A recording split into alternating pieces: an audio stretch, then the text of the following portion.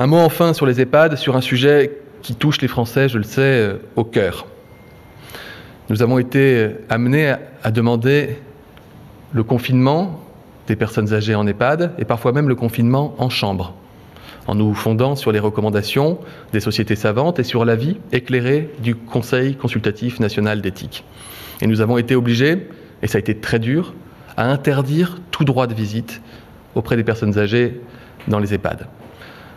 Tandis que le confinement est amené à durer encore pour plusieurs semaines, il nous a semblé utile de consulter à nouveau les sociétés savantes, les représentants des organismes de ces établissements pour personnes âgées, et nous avons élaboré ensemble des recommandations nouvelles qui permettront, à partir de demain, d'organiser dans les territoires, sous la responsabilité des directions d'établissement, un droit de visite pour les familles en direction de leurs aînés fragiles admis en EHPAD. Ce sera à la demande du résident, ce sera dans des conditions extrêmement, vous l'imaginez, limitées, pas plus de 2 personnes de la famille, pas tout le monde en même temps. Ce sera sous la responsabilité des directions, encore une fois, d'établissement, qui devront dire à la famille lorsque ce sera possible et dans quelles conditions, sachant que la sécurité sanitaire reste au cœur de notre projet et qu'il y aura donc l'impossibilité maintenue d'aller toucher la personne, d'être en contact physique. Par contre, il y aura un contact visuel. On peut passer beaucoup de choses avec le regard auprès des personnes qu'on aime.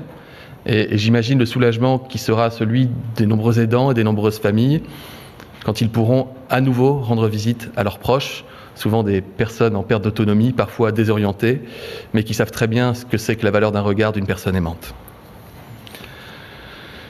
Notre objectif, c'est toujours de trouver un équilibre entre sécurité et maintien vital du lien social.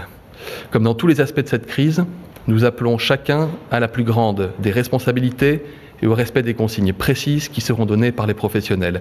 J'ajoute enfin, et c'est normal, que ce droit de visite très encadré pourra s'appliquer dans les mêmes conditions pour les établissements qui accueillent cette fois-ci des personnes en situation de handicap. Et je m'en suis entretenu avec la secrétaire d'État Sophie Cluzel.